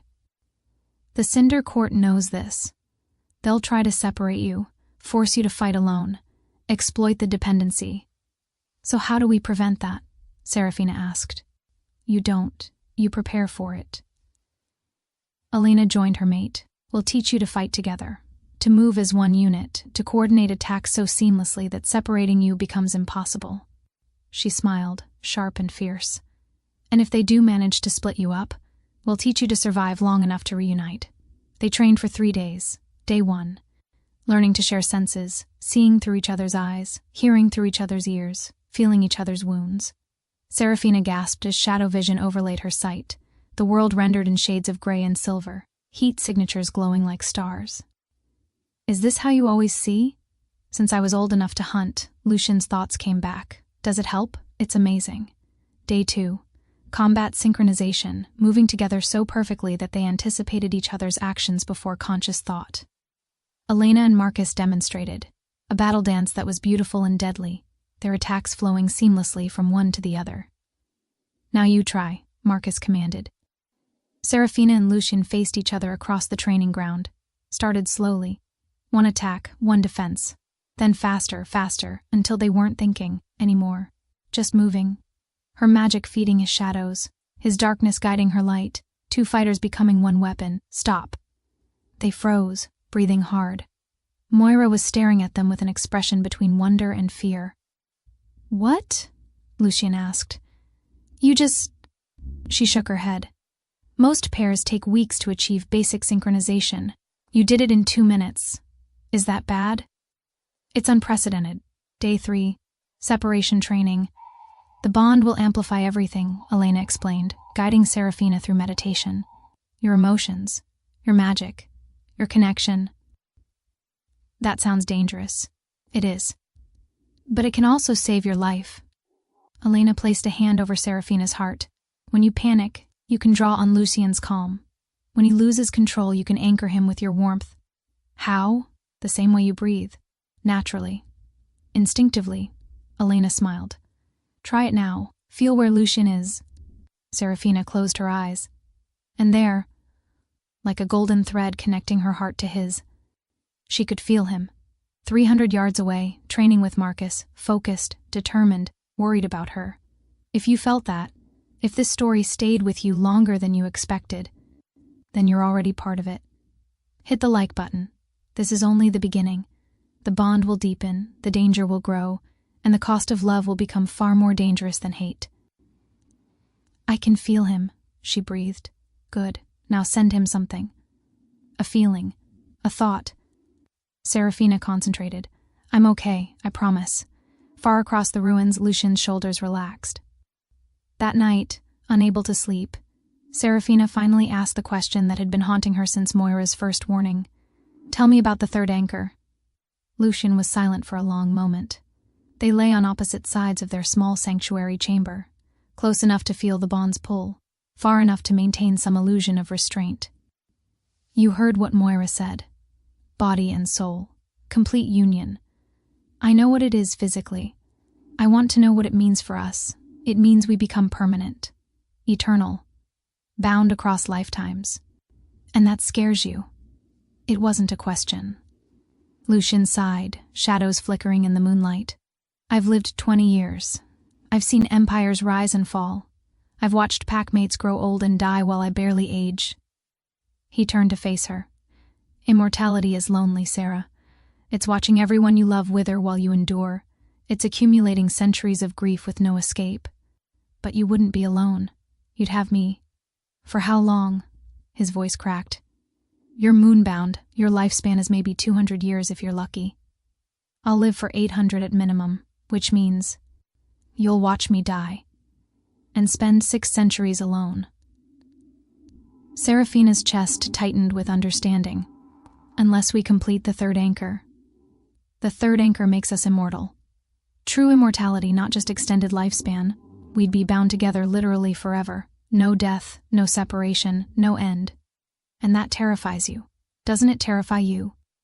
She thought about that. About forever. About never being separate, never being alone, never having an escape if things went wrong. It should have been terrifying. "No," she said honestly. "What terrifies me is the thought of leaving you, of dying while you continue, of you forgetting me over the centuries." She moved closer, closing the distance between them. "Forever with you sounds better than any finite time without you.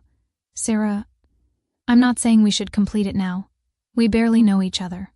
We have a war to survive first." She took his hand. "But eventually, when we're ready, I want that. I want forever with you." Lucian pulled her into his arms, burying his face in her hair. "You say that now, but forever is a long time. Long enough to grow tired of each other. Long enough for love to become resentment. Long enough for our bond to prove that love doesn't have to fade." She pulled back to look at him. "I've spent 18 years being told I'm too dangerous to love, too powerful to trust, too broken to fix. And then I met you." Her voice strengthened. "You looked at my chaos and saw potential. You touched my magic and it calmed. You make me believe I'm not a monster." Tears streaked down her face. "So yes, forever sounds terrifying. But it sounds a lot less terrifying than living without you." Lucian kissed her then. Gentle, reverent, full of promise. And when they broke apart, both knew. The third anchor was inevitable. Not today, not tomorrow. But soon. Dawn of the 4th day. The barrier breaks. The alarm shrieked through the ruins at dawn. Seraphina jolted awake, magic already blazing. "What?" The sending had arrived at dawn, carrying the scent of Seraphina's childhood home. Her mother's voice, strained and desperate. "Sarah, if you can hear this, your father and I are imprisoned. The council has declared you traitor. Execution warrant issued. But that's not the worst part." A pause filled with such grief that Seraphina's chest ached. "Your sister. They took Celeste. Said if you don't surrender within 5 days, they'll execute her as an example." "She's 12, Sarah. She's just a child." The crystal fell from Seraphina's numb fingers. "They have my sister." "It's a trap," Lucian said immediately, voice cold with fury. "The moment you appear, they'll kill you and Celeste. Make you watch her die first." "So what do I do? Let her die because I'm too afraid to—" "We save her." Elena's voice came from the doorway, Marcus beside her. "We save her, and we expose the Cinder Court's manipulation in the process." Marcus spread maps across the table. "Small strike team, the 4 of us, infiltrate the Moonbound detention center. Extract Celeste before they realize we're coming. Then we go public," Elena continued. "Broadcast our story, show both kingdoms a bond that works, force them to see the truth before the summit." "And at Moonfell?" Seraphina asked. "We appear with all 14 bonded pairs," Lucian said. "Not as fugitives, as proof. Living evidence that bonds aren't abominations, Moira materialized via sending spell, ancient eyes fierce. I'm old, older than anyone should be. I've spent 5 centuries watching good wolves die because they were too afraid to fight. She looked at each of them. These children are offering us a chance to finish what we started, to prove the first covenant failed, not because bonds are wrong, but because we implemented them wrong. Silence. Then Marcus stepped forward. 37 years hiding. I'm tired. If we're going down, let's go down fighting, one by one all 14 pairs committed. The Moonbound detention center was built into a mountain, ancient stone and modern magic woven together in defensive layers. 3 guard rotations, Seraphina whispered from their hidden vantage. 7-minute window when the wards reset at midnight. That's when we move, Lucian confirmed. Marcus and Elena would attack the front gate as distraction. Lucian would shadow walk Seraphina inside, find Celeste, extract through shadows. Simple. Everything went perfectly. Until it didn't. They found Celeste, terrified but unharmed in a small cell guarded by 3 wolves. Seraphina melted the lock with focused magic. Lucian's shadows disabled the guards non-lethally. They were heading toward extraction when, crack, reality fractured. A portal opened ahead. Void hunters emerged, 5 of them wearing silver masks, weapons designed specifically to kill bonded pairs. The traitors are even more predictable than we expected, the lead hunter said. What followed was brutal efficiency. The first lunged for Celeste. Seraphina threw herself between them, gold magic erupting in a protective barrier, but the Void Hunter's corrupted steel punched through. The blade cut deep into her shoulder. Seraphina screamed, "Sarah!" Lucian's roar shook the stone walls. His shadows exploded with such force that 2 Void Hunters were slammed into walls hard enough to crack bone. But 3 remained. 1 attacked Lucian. Another went for wounded Seraphina. The 3rd grabbed Celeste, knife to her throat. "Drop your magic or the child dies." They froze. Couldn't risk Celeste. Couldn't attack while she was endangered. The Void Hunters knew it. "This is where bonded pairs always fail," the lead hunter said. "You love each other too much. Makes you..." Boom. The wall exploded inward. Marcus and Elena burst through like vengeful gods. "Nobody," Marcus snarled. Shadows forming into massive claws, threatens children. What followed was violence so swift it barely qualified as battle. Marcus, who'd spent 37 years being careful, unleashed. His shadows didn't just attack. They eviscerated. The Void Hunter holding Celeste had 1 second to realize his mistake before shadow claws tore through him. Elena caught the falling child while Marcus finished the others with centuries of accumulated rage. When the dust settled, 5 Void Hunters dead, Celeste safe. But the lead hunter, dying, massive wound through his chest, pulled off his mask with shaking hands, revealing a face Seraphina knew. "Brennan?" she whispered. "Lord Brennan from the council?" "Was wondering." "When you'd recognize me," he gasped, blood bubbling at his lips. "You're Cinder Court? Most of us are." A bloody smile. 7 of the 12 council members. "The Cinder Court isn't separate from your government." He coughed blood. "We are your government." Horror dawned. "Why are you telling us this?" "Because you're going to die anyway." His eyes glazed. "And I want you to know how thoroughly you've already lost." He died with that smile. They used every communication channel the exiled had cultivated, sending spells transmitted to sympathetic wolves, messages carved into trees along pack routes. Rumors spread through markets, and at the center, a recorded statement. "Seraphina, my name is Seraphina Chan. For 500 years we've been told that bonds are abominations, that Moonbound and Nightbound magic can't coexist. Lucian, we're here to prove that's a lie." They raised their hands, gold light and shadow spiraling together, merging into one unified force. "This is bond magic, not an abomination. What we were always meant to be." The image shifted, showing healing, amplification, perfect synchronization. "We make each other stronger, not weaker, not corrupt, stronger." Then evidence flashed across the projection. Names, faces, proof of Cinder Court infiltration. 7 Moonbound counselors, Cinder Court, 4 Nightbound elders, Cinder Court agents. They've been controlling you, manipulating you. using your grief to maintain a war that serves no one but themselves. Seraphina's voice strengthened.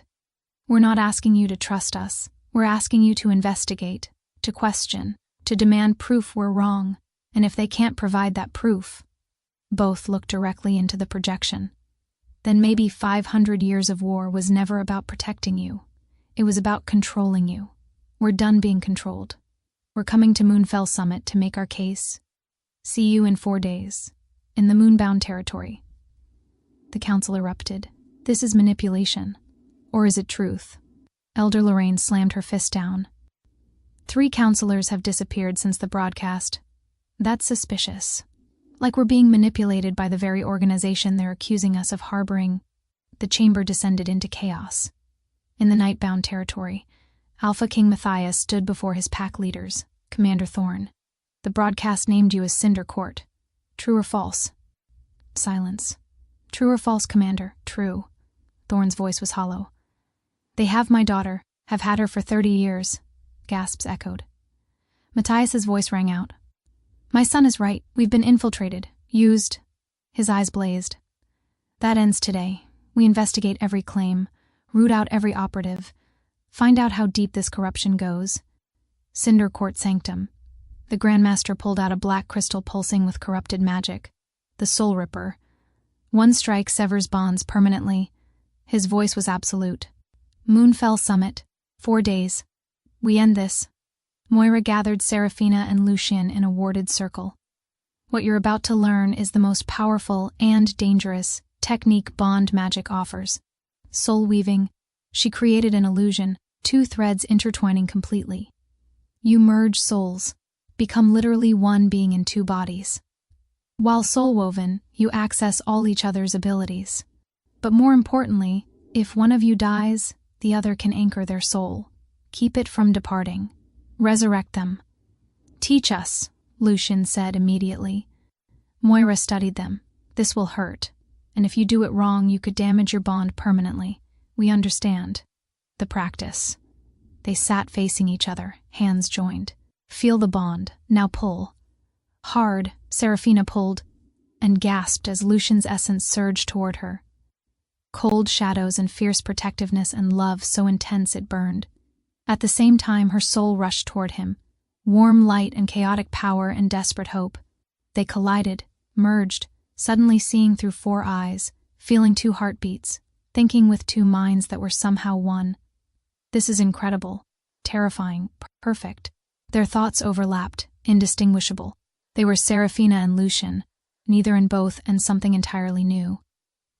Now separate, Moira commanded. Gently, it took effort, like prying fused pieces apart. But gradually they pulled back into themselves, both gasping, both shaking. That's soul weaving, Moira said, pressing crystals into their hands. Soul anchors. If one of you dies tomorrow, activate this immediately. It will capture the departing soul. Give you 30 seconds to resurrect. How? Soul weave first. Then push your combined life force into the dead body. It will drain you almost to death yourself, but we both survive, Lucian finished. Maybe, Moira's voice was grave, or you both die, or the soul refuses to return, or a dozen things go wrong. She met their eyes. But it's a chance, which is more than most bonded pairs ever get. The amphitheater was massive. Thousands gathered, Moonbound on one side, Nightbound on the other. Eleanor Boyd and Matthias Valeris sat in tense proximity at the center platform. Seraphina and Lucian approached, 14 bonded pairs flanking them. The crowd's reaction was deafening, half cheering, half howling for blood. Eleanor stood first. They stand accused of treason, of violating 5 centuries of law. Her voice hardened, but they also stand accused of being right. Chaos erupted. Matthias's command crashed over them. Silence! He gestured at projected evidence, documents, confessions, proof. The Cinder Court isn't external, they're embedded in both governments. Have been for 5 centuries, manipulating policy, perpetuating the war. The silence was absolute. Why? Someone asked. Control, Seraphina said, stepping forward. All eyes turned to her. They believe bond magic is dangerous. that preventing bonds protects both kingdoms. She took Lucian's hand, magic spiraling between them. But we're not asking you to force bonds. We're asking you to look.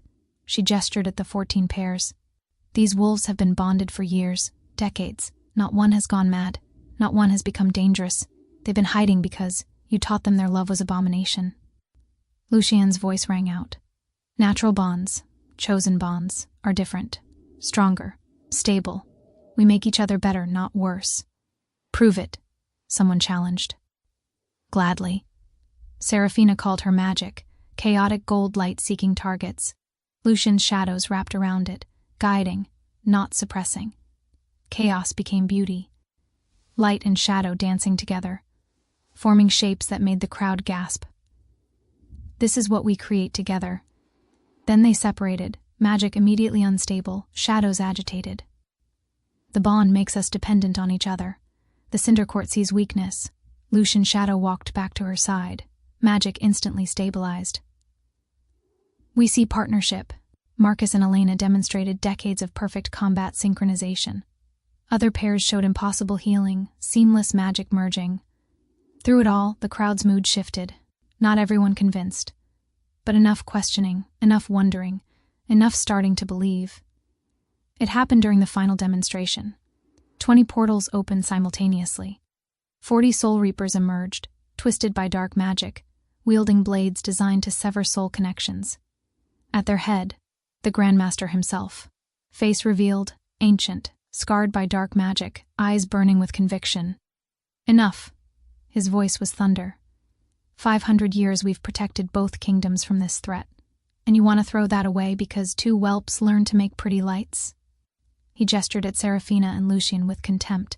The bond will consume them, it always does. Like my sister. The amphitheater went silent. My sister was bonded. They believed their love made them special, protected. He revealed burn scars. When their bond collapsed, a backlash killed 17 wolves, including my sister. Including her mate, I survived with these scars, and I swore no one else would suffer what she suffered. He raised his blade. Final chance. Sever your bond voluntarily. Submit to binding rituals. Live. No, Seraphina said steadily.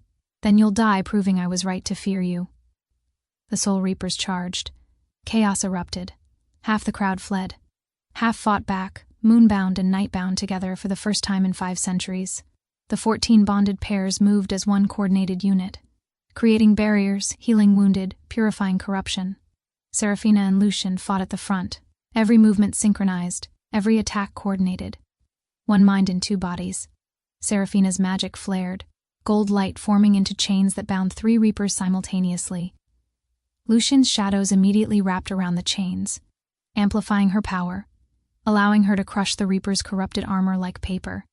A Reaper lunged for Lucian from behind. Seraphina sensed it through the bond, spun, blasted the attacker with raw force before he could connect. They moved through the battlefield like a dance, beautiful, deadly, unstoppable. They're too strong. The Grandmaster pulled out the black crystal. The Soul Ripper. No, Moira screamed. Sarah, Lucian, run. Too late, he threw the crystal. It shattered midair. Dark magic erupted outward, targeting bond connections. Every bonded pair screamed as their souls were torn apart. Marcus collapsed. Elena fell. All 14 pairs dropped simultaneously, bonds severed, magic failing. And at the epicenter, Seraphina and Lucian. The pain was apocalyptic. Seraphina felt the bond, that golden thread, shred, like something vital ripped from her chest while still alive. Both fell to their knees, magic consuming them from within. You see? The Grandmaster approached. This is what bonds do. When they break, they destroy everything. He raised his blade, corrupted magic designed to kill soul anchors permanently. There's only one way to ensure bonds never reform. Kill the bonded wolves. Through the pain, Seraphina understood. This was it. The moment prophecy had been building toward.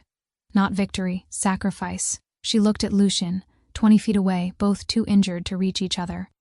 At the Grandmaster with his killing blade. At 14 pairs dying because their bonds were severed. At thousands of wolves watching. And she made her choice. I'm sorry, I love you. Remember I loved you. She gathered every fragment of magic still responding, pulled from her core, from her life force, from her soul, and pushed outward, not attacking, healing. Gold light erupted from Seraphina in a wave that made the sun seem dim. It washed over the 14 collapsed pairs, found their severed bonds, and rewove them. Not perfectly, but enough. Enough that the pain stopped, enough that magic stabilized, enough that they could breathe again. Marcus gasped, feeling Elena's presence return. Thomas cried out as Arya's soul reconnected. All 14 pairs felt their bonds restore. Not as strong as before, but functional, alive, saved, and at the center, Seraphina collapsed. Lucian felt it through their damaged bond, felt her life force draining. No. He surged forward, shadows carrying him across the battlefield, caught her before she hit the ground. Sarah, stay with me. But her eyes were glazing. Worth it, she whispered, blood on her lips. They're alive. The bonds saved them. Seraphina! He pressed his hands to her chest, tried to push his life force into her, but the bond was too damaged, too shredded. He couldn't reach her. No, please. Her hand touched his face with fading strength. Find me, she whispered. What? When I come back, find me. When she's... Her breathing slowed, heartbeat stuttering. When she's 18, what does that mean? But something changed in her eyes, pupils dilating, gold light flickering. And when she spoke, it wasn't entirely her voice. It was prophecy itself. The final words, blood spilled for love cannot be undone. Soul bound to soul until time is done. Death is a doorway, not an end.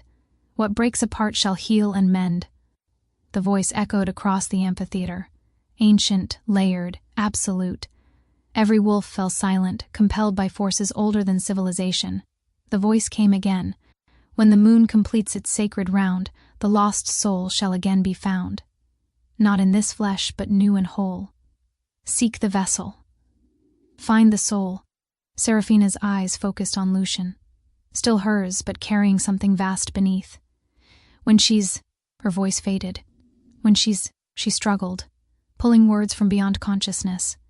18. What does that mean? Seraphina, please. Her hand fell from his face. Her chest stilled. The gold light went out, and Lucian's scream, raw, broken, infinite, tore through Moonfell summit with such anguish that even Cindercourt reapers stepped back in horror. What happened next would be debated for 5 centuries. Lucian collapsed over her body, sobbing, shadows exploding in waves of grief so pure they became almost physical. And her magic responded. Even dead, Seraphina's magic recognized him, loved him. It poured from her corpse into him, gently, like a final gift. Gold light flooding into shadow. Lunar magic merging with Nightbound essence. Her power becoming his. Her strength fortifying him. Her love changing him. When it was over, Lucian stood. Eyes no longer pure amber, now flecked with gold. Shadows no longer cold, now carrying warmth. What are you? The Grandmaster breathed. Lucian looked at him, and the Grandmaster recoiled, because Lucian's gaze carried moonbound magic in a nightbound wolf, light and shadow perfectly balanced. The prophecy fulfilled. I'm what you were always afraid of, Lucian said, voice steady despite tears. Proof that Moonbound and Nightbound were never meant to be enemies. He gestured at Seraphina's body. She died saving your victims, proving love is stronger than fear, and you murdered her for it. Power gathered around him, gold and shadow spiraling together, amplified by grief in Seraphina's final gift. So now I'm going to make you answer. The Grandmaster tried to fight. Ancient, powerful, experienced, it didn't matter. Lucian moved like death itself. The Grandmaster's blade shattered.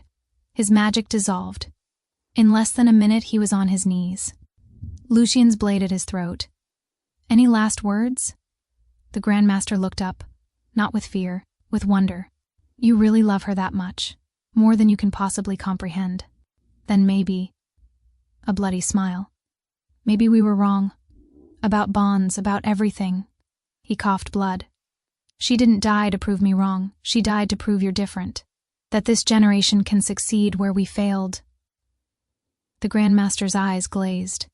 He died with those words, not defiant, relieved, like he'd been waiting 5 centuries for permission to stop fighting.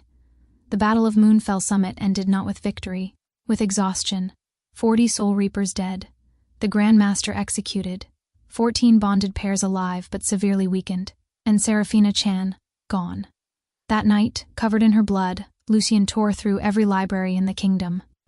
Every scroll, every prophecy, every forbidden text the Cinder Court had tried to burn. He found references to 18 everywhere. 18 sacred moon phases in ancient witch calendars. 18 levels of soul-binding magic. 18 generations between prophetic cycles. 18 wounds that cannot be healed by normal magic. The 18th precept of the First Covenant. But nothing that explained her final words. 3 weeks after her death, Chad found Lucian in the Forbidden Archives, surrounded by ancient texts, eyes hollow from sleeplessness. "Your Majesty, you need to rest." "I found something." Lucian's voice was raw. He held up a charred scroll, barely legible. "When the moonborn falls for love of night, her soul shall wander, seeking light. 18 turns before she wakes. 18 chances before she breaks. But should the night fail to recognize the soul behind new mortal eyes, the counting starts again, and fewer chances shall come through." Chad stared. "What does that mean?" Lucian's hand shook. "It means she'll come back. As a reincarnation? Yes." Lucian's voice cracked. "And I have to find her. Before something happens." "Before what?" Lucian looked at the scroll's final line, the one that made his blood freeze. 18 failures and the soul shall shatter. No magic, no love, no life thereafter. I lose her forever, and nothing, not war, not hatred, not 5 centuries of carefully maintained division, would never be the same. If you felt that, if this story stayed with you, hit the like and subscribe button. This helps the algorithm find you when we upload.